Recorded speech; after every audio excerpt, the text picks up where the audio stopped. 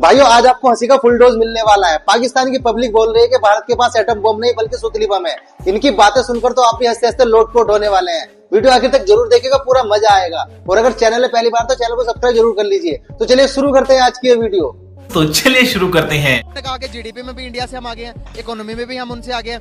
उनकी $4 ट्रिलियन की इकोनॉमी है, $4 ट्रिलियन, और हमारी $348 बिलियन की इकोनॉमी है। आसमान और जमीन का फर्क है।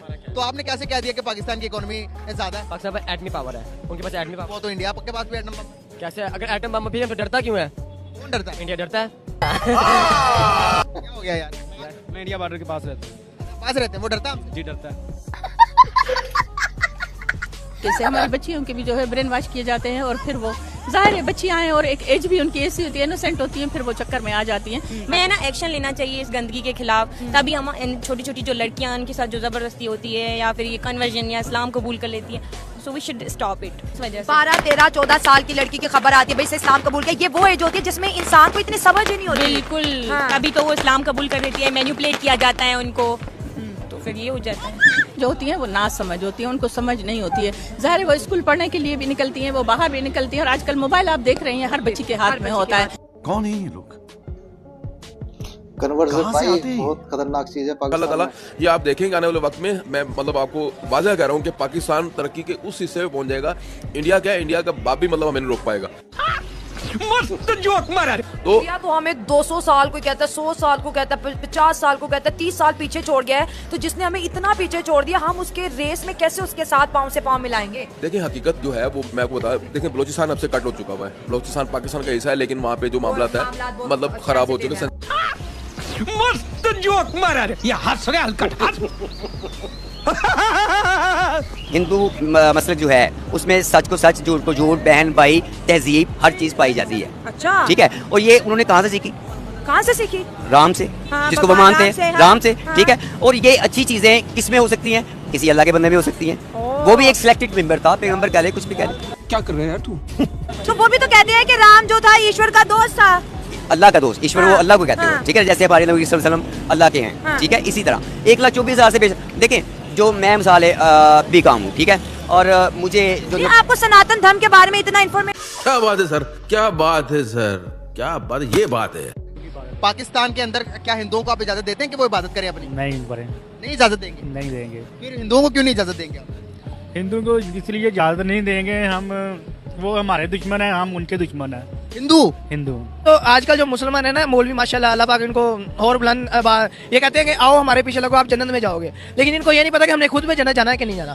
ठीक है। इंडिया के अंदर जो मुसलमानों की मस्जिदें हैं वो भी गिरा देनी चाहिए। इंडिया के अंदर मुसलमानों की मस्जिद दोबारा सुने। पाकिस्तान के अंदर अगर आप उनका मंदिर गिराएंगे तो वो हिंदू ये भी तो कह सकते हैं कि भाई इंडिया के अंदर जितनी भी मस्जिदें हम सारी गिरा देंगे, मुसलमानों की मस्जिदें। फिर अगर वो गिराएंगे फिर आप कहेंगे कि भाई मुसलमानों पर बड़ा, मासूमों पर बड़ा जुल्म होता है। अगर आप करोगे अदल को बदल है ना सर, तो फिर मंदिर गिराना चाहिए। मंदिर गिराना चाहिए फिर सर, फिर मंदिर नहीं गिराना चाहिए। नहीं गिराना चाहिए, नहीं गिराना चाहिए। उन्होंने गजा को तकरीबन मेरे ख्याल से 40% या 50% गजा पे कब्जा कर चुके हुए हैं। ये तो हकीकत है, इसमें कोई छुपी ढकी हुई बात नहीं है। देखिए मैं जो कहना चाह रहा हूँ, मैं ये कहना चाह रहा हूँ कि पूरी दुनिया में इतने इस्लामी ममालिक थे, इतने स्ट्रॉन्ग कंट्री है इस्लामिक ममालिक की, इंडिया ही क्यों इस जंग को खत्म करवा सकता है? आप समझिए ना इस बात को। इसका मतलब ये कि इंडिया एक सॉलिड तरीके से चल रहा है, पूरी दुनिया को साथ लेके चल रहा है। पूरी दुनिया के वजीर आजम को साथ देखे ना कि इंडिया में इतने बड़े इजलास होते हैं। इंडिया में पूरी दुनिया, दिल्ली में जो उनका इजलास हुआ था, पूरी दुनिया इंडिया में इकट्ठी हुई, दुनिया की सुपर पावर G20 की मीटिंग में पूरी दुनिया की सुपर पावरें इकट्ठी हुई। क्या बात है सर, क्या बात है सर, क्या बात, ये बात है। खाना कश्मीर कहाँ से इनका आ गया? बार बार आ जाते कश्मीर दे दो, कश्मीर दे दो। नहीं, कश्मीर तो वो नहीं ले सकते, वो इतने सालों से हम भी सुन रहे हैं, आखिरकार हमारी एज हो गया। एज हो गई है, वाकई सही बात है। हाँ, वो कहते हैं कि कश्मीर हमारा है, कश्मीर तो नहीं मिलेगा। ठीक है, वो तो हमारा ही है कश्मीर, क्योंकि कश्मीर पाकिस्तान बनेगा। जान दे देंगे इसके लिए, क्या बात कर रहे हो आप? एग्रेसिव होने की क्या बात, जान दे देंगे इसके लिए। ठीक है। और जो आप हफीज सईद की बात कर रहे हैं ना, उनके जब तक उनका होल्ड है ना, कश्मीर वो नहीं ले सकते। भाई कश्मीर के अंदर आर्टिकल हट गया, उसके बाद इन्वेस्टमेंट आ गई, 2 करोड़ के करीब अभी इन्वेस्टर आए हुए थे, 5G आ गया। अरे कौन भौंक रहा है ये बदतमीज? नबी करीम सल्लल्लाहु अलैहि वसल्लम की पेशीन गोई है कि इसमें गज़वातुल हिंद होगा और उससे फिर इस्लाम पूरी दुनिया में फैलेगा। इस बात पर हमें बिल्कुल यकीन है। वो हालात पैदा हो रहे हैं और इंशाल्लाह वो वक्त आने वाला है। खाने को हमारे पास रोटी नहीं है, गज़वा हिंद करेंगे। ये जो अहले ईमान है ना, आप 313 की तारीख देखें, अंकल वो सहाबी थे, वो साबी थे, लेकिन वो बरकत अब भी मौजूद है अहले ईमान में। ये जंगो आपको लगता है जंग होगी तो ईमान वाले निकलेंगे? ये नबी की सल्लल्लाहु की पेशीन गोई है। अल्लाह करीम कादर है, ऐसे लोग पैदा करेगा। क्या कह रहा चूतिया? पीछे की तरफ मुड़ के देखें तो वो पाकिस्तान क्या था और अब क्या है? अब क्या डेवलपमेंट है जो पहले नहीं थी? हम लोग अब सड़कें बेहतरीन हैं, फिर ये आम आदमी के लिए ये जो ट्रेन बनी है इसको, ये सड़कें बेहतरीन है। यहाँ पर देखें ये सड़कें ये सड़कें बेहतरीन है। अभी भी आप किसी पहाड़ी इलाके में जाएंगे ना तो वहाँ पर एक्सीडेंट्स की शरह कितनी ज्यादा है ये आपको भी पता और मुझे भी पता है। लेकिन ये जो यहाँ रहने वाले हैं उनका कसूर है ना, उन्होंने कभी किसी को कहा जाए। अगर आप as whole poverty wise Pakistan के इंडिया को कंपेयर करें, बेशक उनकी जीडीपी बहुत ज्यादा है, लेकिन वहाँ पे आवाम बहुत बुरे हाल में है। अभी भी 33 करोड़ से ज्यादा लोग बगैर बिजली के वहाँ रहते हैं। आपको शायद ये आइडिया नहीं है। पाकिस्तान में लोड शेडिंग ना होने के बराबर है। पाकिस्तान में रोड नेटवर्क बिछा पड़ा है, पूरा मुल्क मोटरवे से जुड़ा पड़ा है। इसके अलावा अगर आप देखें गैस की सप्लाई का सिस्टम मुकम्मल बहाल है, बिजली मुकम्मल बहाल है। पाकिस्तान को थोड़ा सा छूट चाहिए, इंशाल्लाह वो इलाके में किसी को आगे नहीं बढ़ने देगा। कौन है ये लोग? कहाँ से आते हैं? इंडिया दिन ब दिन तरक्की याफ्ता मुल्क बनता जा रहा है। अगर आप देखें तो साउथ एशियन कंट्रीज कहाँ, इंडिया एक, और वहाँ पे कितनी कंट्रीज हैं जो मिला के जितनी पॉपुलेशन और 11 कंट्रीज और एग्जैक्टली। सो अगर इंडिया के साथ उनका कंपैरिजन करें तो इन सारी कंट्रीज की जितनी जीडीपी है उससे India is far far far better. बिल्कुल। आपको क्या लगता है कि इंडिया के इतने डेवलप होने के पीछे, इतने तरक्की करने के पीछे क्या फैक्टर लगते हैं आपको? उनकी आवाम उनके साथ लॉयल है या उनमें एजुकेशन की ज्यादा, हमसे ज्यादा एजुकेटेड लोग हैं वहाँ पर, क्या उनकी हुकूमत उनके साथ ज्यादा लॉयल है? उनकी चाइना भी पाकिस्तान के बाद ही है और वो भी इतना मोस्ट पावरफुल कंट्री है। और इंडिया को भी देखा जाए, हमारा हमसाया मुल्क भी है और हमारे एक दिन बाद आज़ाद हुआ है। थोड़ा सा आगे हो जाए।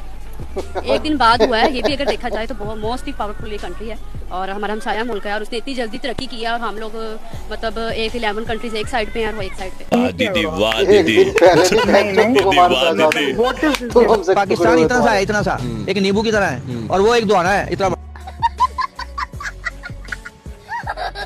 बड़ा। इंडिया और एक दुआने की और नींबू की क्या, उसको तकड़ी में रखो ना, तराजू में रखो, कौन भारी होगा? तरबूज भारी होगा। वो तरबूज की मिसाल है यार। इंडिया महान इंडिया है। हम उसका मुकाबला कहाँ कर सकते हैं? हम ही पंगेबाजी। इंडिया दुश्मन है, जुल्म हो रहा है, पाकिस्तान मुसलमानों पे जुल्म हो रहा है। कोई जुल्म नहीं हो रहा भाई। पाकिस्तान में देख लो ना, पाकिस्तान में क्या कुछ नहीं हो रहा है। एक दूसरे को जेलों में डाला जा रहा है, सब कुछ हो रहा है। यहाँ कत्ले आम हो रहे हैं, सब कुछ हो रहा है यहाँ। क्या बात है सर, क्या बात है सर, क्या बात, ये बात है। ट्रेंड भी यही करे बांग्लादेश, और बांग्लादेश को थोड़ी सी शर्म हया कर लेनी चाहिए कि जिन्होंने मुसीबत के वक्त आपका साथ दिया है। अब आप मतलब कि इंडिया ऑक्यूपाई करना चाहे तो डेफिनेटली उसको सेकंड्स भी नहीं लगते। 8,000 करोड़ है जो इंडिया ने जस्ट वहाँ पे इंफ्रास्ट्रक्चर पे लगाया बांग्लादेश के, और आप देखेंगे बांग्लादेश के लोग मंदिर तोड़ने हैं, तिरंगों पे। देखिए मैं ये बात कर रहा हूँ, मैं कोई रिलीजन को इन्वॉल्व नहीं कर रहा, मैं कह रहा हूँ कि इंसानियत सबसे ऊपर होती है। इंडिया आपके राइस बंद कर दे, आपके पास खाना नहीं है। इंडिया आपकी बिजली बंद कर दे, आपके पास बिजली नहीं है। इंडिया आपको मदद न दे तो आपके पास कोई चीज नहीं है। आपकी आबादी है कोई 10-12 करोड़ और आप सोच रहे हैं कि आप 150 करोड़ से जाके लड़ लेंगे। ये तरीका ही गलत है।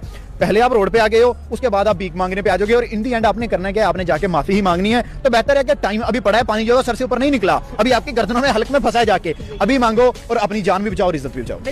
शाबाश बेटा, बहुत बढ़िया। बांग्लादेश ने पहले तो ये बताया कि बांग्लादेश का जो सिस्टम इंडिया के साथ खराब हुआ, ठीक है, जैसे उन्होंने हिंदुओं के ऊपर अटैक वगैरह किए, उसके ऊपर आपका क्या पॉइंट ऑफ व्यू है, क्या समझते हैं इसके पीछे? बात यह है कि बांग्लादेश वाले ना बहुत बड़ी गलती कर रहे हैं। अच्छा। हसीना वाजिद बड़ी अच्छी पॉलिसी लेके चल रही थी। अच्छा। कि इंडिया को देखो, इंडिया हमारी रियल माँ है, बांग्लादेश हो या पाकिस्तान हो, इंडिया हमारी माँ है, ठीक है ना। अब वो अगर माँ की बात मान के चलेंगे तो हम फायदे में रहेंगे। देखो, बच्चा रोता रहेगा तो माँ उसको दूध पिलाती रहेगी, और जहाँ बच्चे ने अकड़ के खड़ा हुआ तो माँ ने फिर भूखा मरेगा। अब बांग्लादेश वालों ने बहुत बड़ी गलती की है और अब मंदिरों को आगे लगा रहे हैं, हिंदुओं को कत्लेआम कर रहे हैं। अब उनसे, बांग्लादेश वालों से, मुसलमानों से ये मैं पूछना चाहता हूँ कि अगर यही रिएक्शन इंडिया में अगर मुसलमानों के खिलाफ शुरू हो गया फिर हम क्या करेंगे? देखिए मेरी बहन, अगर आप अपने बच्चों को वहाँ पढ़ा रही है ना तो वो तो है ही नहीं। जितने अच्छे मार्क्स लेंगी ना उतने आपको पैसे मिलेंगे। आपको मालूम है इस बात का? बच्चे जो है ना वहाँ पर सरकारी स्कूलों में पढ़ते हैं ना, तो सरकार जो है ना बच्चों को मंथली पैसे देती है कि हमारे स्कूल आएं और पढ़ाई करें। और मेरी एक मामू की बेटी है, ठीक है ना, वो फर्स्ट ईयर में गई है, तो उसको अब जो है ना वो 3,000 रुपये मंथली मिलता है कॉलेज से। मुस्लिम है ना, तो मुसलमानों को सहूलतें मिल गई है वहाँ। तो जो वहाँ का रिहाई मतलब मुस्लिम है, मुकामी है ना, वो हिंदू चाहे मुस्लिम। देखे ना उसकी पैदाइश तो वहीं की है ना, तो फिर उसको क्या मसला है? उसको थोड़ी हिंदू मुस्लिम सिख ईसाई थोड़ी मसला है। उसको मसला ये है कि ये अल्हम्दुलिल्लाह यहाँ का पैदाइशी है, यहाँ का रिहायशी है, तो उन्होंने उसको फैसिलिटीज देनी है। मानो कि क्या कंडीशन है, क्या तफरका किया जाता है कि ये हिंदू है इसको राशन दो, मुस्लिम है इसको ना दो, ठुड्डे मारो इसको? बिल्कुल नहीं। वहाँ पे 4 रुपए लीटर घासलेट है। मिट्टी का जो तेल है ना, वो राशन कार्ड पे 4 रुपए लीटर मिलता है। ये इंडिया वाले ये हमें कमजोर ना समझे, हम ताकतवर हैं, हम लब्बैक के हैं। अच्छा। हम ताकतवर हैं और इंशाल्लाह इंडिया वालों से मुकाबला करेंगे। ठीक है, पीछे नहीं हटेंगे। नहीं हटेंगे। मुंह से डर नहीं लगता जो मुकाबला करने जा रहे हो? जो मुकाबला जो डरता है ना, वो माँ का दूध नहीं पिया होता। अच्छा। हाँ जी, जिसने माँ का दूध पिया है ना, वो आगे बढ़ता है, पीछे नहीं हटता। इंशाल्लाह इनके लिए, इंडिया के खिलाफ हम उठेंगे और मुसलमान के लिए फतह के लिए जंग लड़ेंगे। अगर जंग होगी तो जाओगे लड़ने? इंशाल्लाह लड़ूंगा। तुमसे ना हो पाएगा। कि जब हम बात करते हैं बीइंग डेंजरस, तो यस इंडिया डेंजरस हो चुका है। अब आया ना लाइन पे? वो डेंजरस इस तरह से हो चुका है कि उसने डिजिटली पूरी दुनिया को अपने कंट्रोल में ले लिया, अपने वश में ले लिया है, राइट? पावर बहुत आ गई है। पावर जो है वो उसका डेंजरस होने का एक बड़ा एस्पेक्ट है। देखिए, एक कंट्री डेंजरस तब होती है जब उसकी फॉरेन पॉलिसी जो है वो लीडिंग हो, उसकी जो इंटरनेशनल रिलेशंस है वो लीडिंग हो। देखिए, इंडिया भी एक ऐसी स्टेट बन चुका है जिसकी बात लोगों को यानी दूसरी कंट्रीज को माननी पड़ती है, और जब एक ऐसी कंट्री बन जाती है, जब कोई भी कंट्री कोई भी स्टेट में आ जाती है, इस पोजीशन में आ जाती है, तो डेफिनेटली वो डेंजरस हो जाती है। दीदी वाह दीदी, नहीं दीदी वाह दीदी। आएगा तो मोदी आएगा, उसके अलावा कोई नहीं आएगा। इतने कॉन्फिडेंस से आप क्यों कह रहे हैं? क्योंकि वो ना दिल से साफ है, वो हिंदू लोग हैं, हम मुसलमान हैं, हमारे ईमान है हमारे अंदर, लेकिन वो बेईमान है, काफिर हैं, हिंदू हैं, ठीक है ना? वो उनका दिल साफ है हमारे लोगों से। हमारे मुसलमानों के दिल में ना खोट है। अगर खोट ना होता ना तो हमारा मुल्क कहाँ से कहाँ पे चला जाना था। बस हवा निकल गई। कि जापान आइटम बम खाने के बाद दोबारा स्टेबल हो गया, हम तो आइटम बम बना के भी गरीब ही हैं। सर आपके जो अच्छे डेज आए वो आप भूल गए क्या? सर मुझे बताएं कौन से, आज मैं सुनना चाहूंगा। सुने, आपको पता है कि आप दुनिया में कितने मुल्कों में बेस्ट आर्मी है, पता है आपको? नहीं। आपके पास कितनी बड़ी न्यूक्लियर पावर है, आप कितने फाइटर जेट्स खुद बना रहे हैं, आप गंदम बनाने में कितने आप खुद का फील रहे हैं। 8वां नंबर है सर हर चीज आप वर्ल्ड। सर आपने आर्मी की बात की, मैं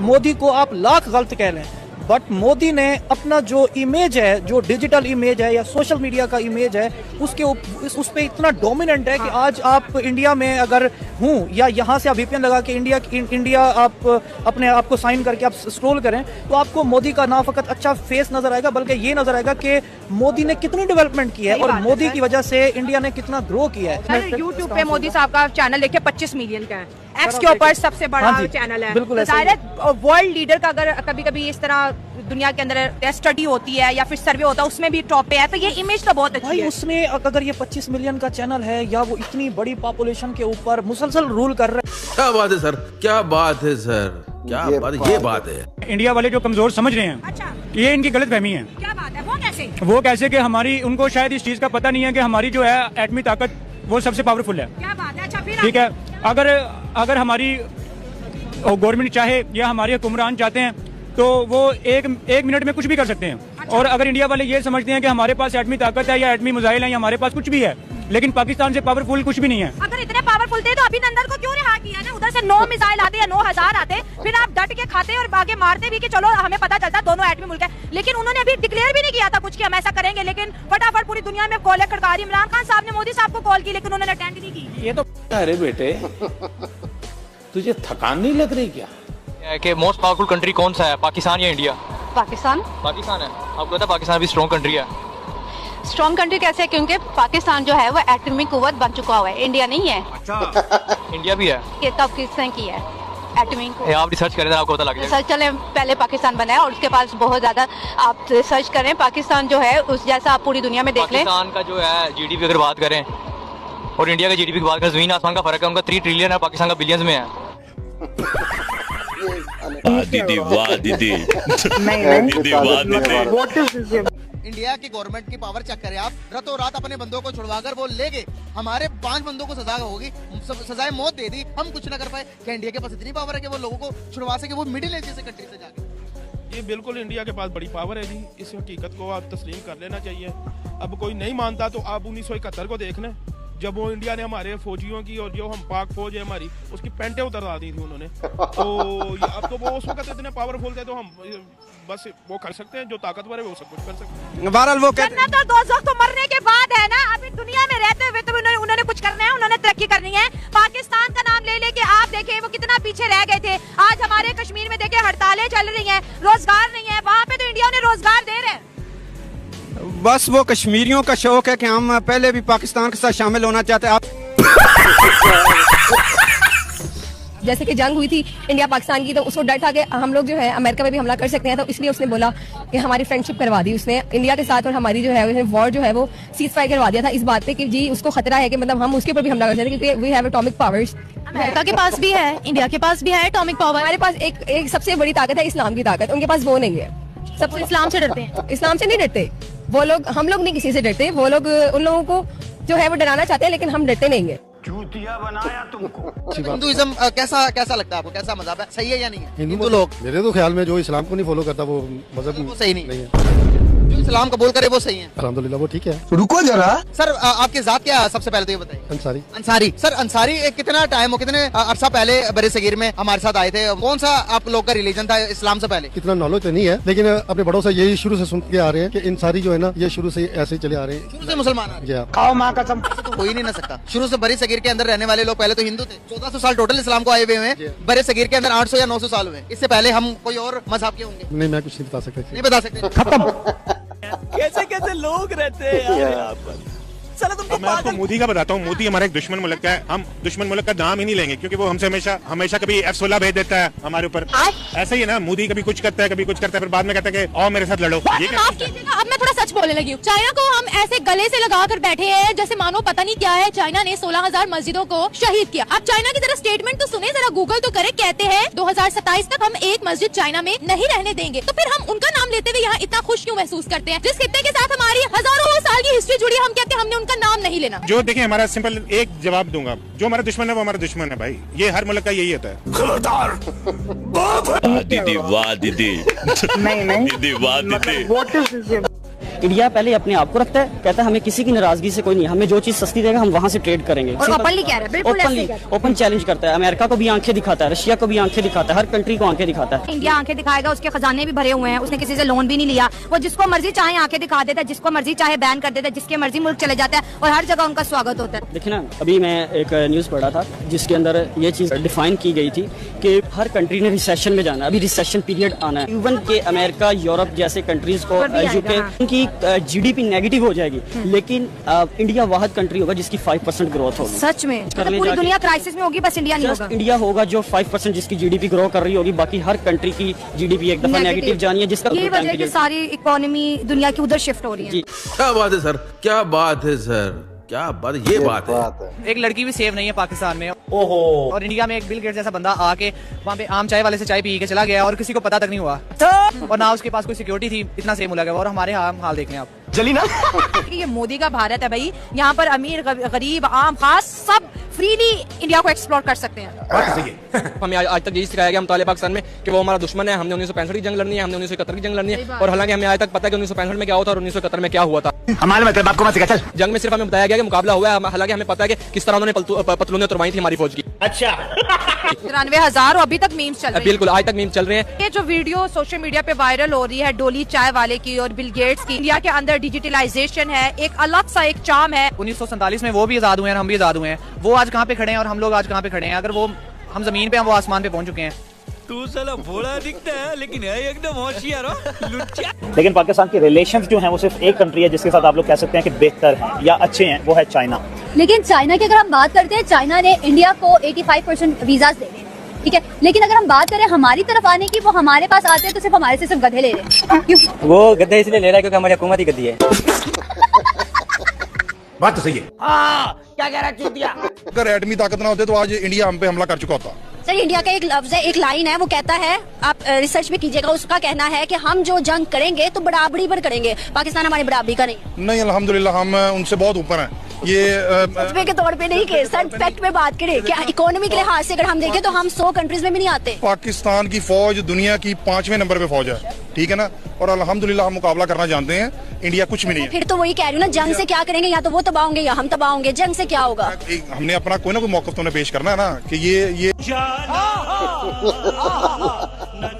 जम्मू कश्मीर वाले भी यही कह रहे हैं कि भाई हमें पाकिस्तान के साथ मर्ज नहीं होना, हमें इंडिया के साथ ही मर्ज रहने दें, और वो इस चीज पे अभी राइट पे हैं कि भाई वहाँ पे अभी अगर सुकून इस टाइम है तो मजीद उसको खराब ना करें। लेकिन हम तो ववेला मचाते हैं कि इंडिया ने वहाँ पे जो है जेल बना रखी है, लोगों के पास कोई सहूलत नहीं है, लेकिन आज तो कश्मीर खुद बोल उठा है कि हमें पाकिस्तान नहीं बनना, हमें हमारे हाल पे छोड़ दो, हमारी फिक्र ना करो, अपने मुल्क की फिक्र करो। देखिए हमारे लिए कितनी इंसल्टिंग बात है।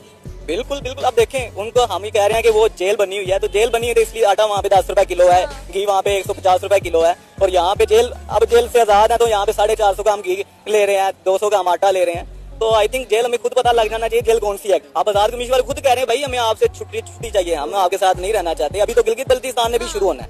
ये अगर हालात ऐसे रहे, अल्लाह ना करे, खुदा ना खासा, हमारा पाकिस्तान इस वक्त टूटने के दाने पर है। तो दोस्तों उम्मीद करते हैं आज की वीडियो आपको जरूर पसंद आएगी। आज की वीडियो देखने के लिए धन्यवाद। कल फिर मिलते हैं नई वीडियो के साथ।